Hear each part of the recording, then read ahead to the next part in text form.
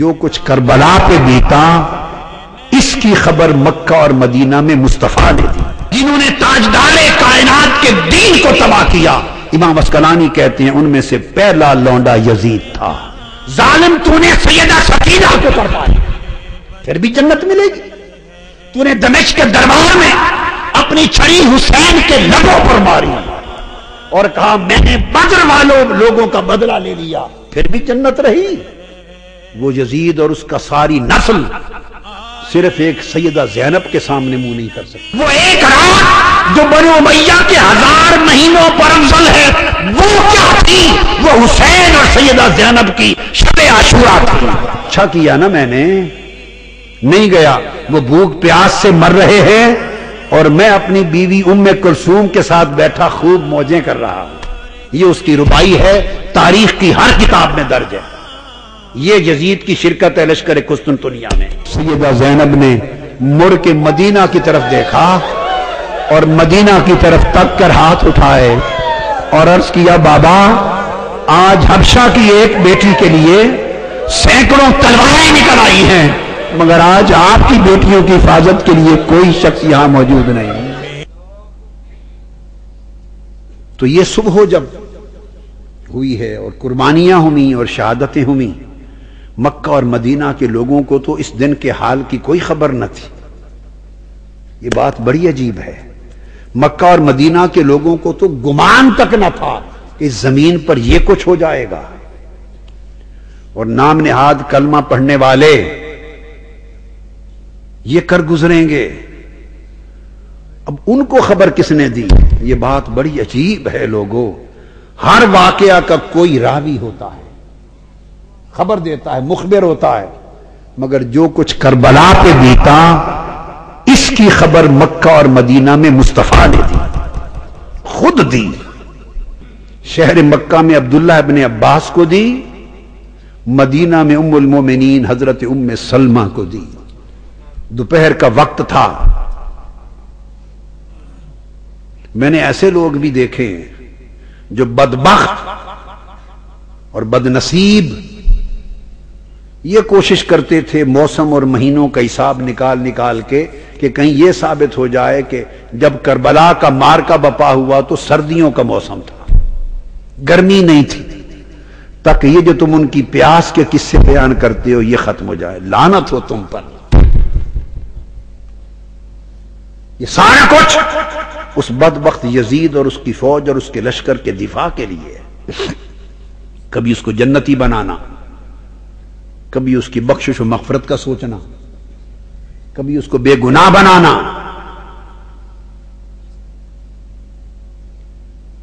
جبکہ تاجدار کائنات صلی اللہ تعالی علیہ وآلہ وسلم نے صریحاً دلائل خاصہ سے اس کے جہنمی ہونے کی خبر دی۔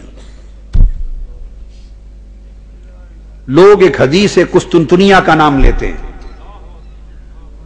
کہ اس میں حضور علیہ السلام نے فرمایا تھا کہ جو پہلا لشکر قسطنطنیہ پر حملہ کرے گا، آقا نے فرمایا تھا ان کی بخشش اور مغفرت کی بشارت دیتا ہوں، مغفور اللہ۔ کیا فرمایا؟ جہالت کی انتہا ہے، کسی نے ان کی گرفت نہیں کی۔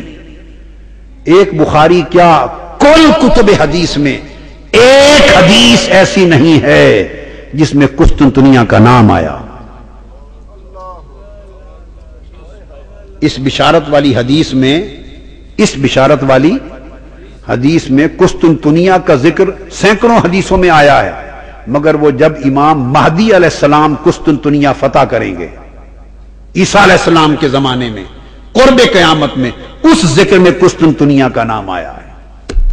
جب ابواب الفتن میں اس ذکر میں قسطنطنیہ کا نام آقا علیہ السلام لے سکتے ہیں، بخاری مسلم ترمذی ہر کتاب میں ہے، تو پھر اس مغفرت کی بشارت والی حدیث میں قسطنطنیہ کا نام کیوں نہیں لیا؟ تو پہلا یہ مغالطہ دور کر لیں کہ مغفرت کی بشارت والی حدیث میں قسطنطنیہ کا نام نہیں ہے۔ کتب حدیث میں اور اس کی شروحات میں 16 کتب حدیث اور اس کی شروحات میں کہیں اس مغفرت کی بشارت میں متن حدیث میں قسطنطنیہ کا نام نہیں۔ اس میں قیصر مدینہ تو قیصر کا نام آیا ہے. لفظ آقا نے فرمایا اول جیش من امتی یغزون مدینہ قیصر مغفور اللہ. فرمایا میری امت کا وہ پہلا لشکر جو قیصر کے مدینہ پر حملہ کرے گا، قیصر روم کے شہر پر، قیصر روم کے شہر پر جو جہاد کرے گا، ان کے لیے بشارت دی، ان کے لیے بخشش و مغفرت کی بشارت ہے. قسطنطنیہ کا نام نہیں ہے، قیصر روم کا کوئی بھی شہر ہو سکتا ہے. قیصر روم کا کوئی بھی شہر ہو سکتا ہے. قسطنطنیہ کا نام شارحین نے لیا، صاحب حدیث نے، مصطفیٰ نے نہیں لیا صلی اللہ علیہ وآلہ وسلم. فرمایا مدینہ تا قیصر. اور یاد رکھنے فرمایا اول جیشن، پہلا لشکر. کیا؟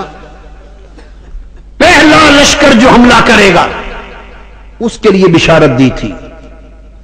یزید جس لشکر میں گیا وہ 8واں لشکر تھا. یہ جو تماشا بنا رکھا 8واں لشکر تھا. پہلا لشکر جو بلاد روم پر حملہ آور ہوا اور جس نے قسطنطنیہ اور روم، قیصر روم کے شہروں پر چڑھائی کی، وہ سن 42 میں تھا، جس میں یزید نہیں تھا. یہ تاریخ الکامل امام ابن الاسیر کے میرے پاس ہے. علامہ ابن خلدون کی تاریخ کو پڑھ لیں، الکامل فی التاریخ امام ابن الاسیر کو پڑھ لیں، امام ذہبی کی تاریخ اسلام کو پڑھ لیں، کل کتب حدیث، امام ابن کثیر کی البدایہ و نہایہ پڑھ لیں. ہر کتاب حدیث کھنگالنے کے بعد بات کر رہا ہوں. بلاد روم پر پہلا غزوہ 42 ہجری میں ہوا. وفی ھذہ سنہ 42 ہجری غزا المسلمون و غزا الروم. دوسرا لشکر کشی بلاد روم پر 43 ہجری میں ہوئی. اور اس سال بسر بن ابی ارتا وہ روم پر لشکر لے کر غزوہ کیا اور حملہ آور ہوئے. وشتا بأردہم حتی بلغ القسطنطینیہ، اور قسطنطینیہ تک جا پہنچے. قسطنطنیہ کا نام بھی نہیں تھا، لیکن اگر کسی کو قسطنطنیہ ہی کے ساتھ ضد ہو تو قسطنطنیہ پر بھی مسلمانوں کا لشکر سن 43 میں پہنچ گیا تھا. یزید کا تعلق جس لشکر سے ہے وہ 49 کا تھا. تو قسطنطنیہ تک مسلمانوں کے لشکر حملہ کر چکے تھے. حضور نے فرمایا تھا اول جیشن، کیا؟ پہلا لشکر میری امت کا جو غزوہ کرے گا قیصر کے شہروں پر، اس کی مغفرت ہے. تو پہلے لشکر کے حقدار تو 39 والے بنتے ہیں یا اس کے بعد 43 والے بنتے ہیں.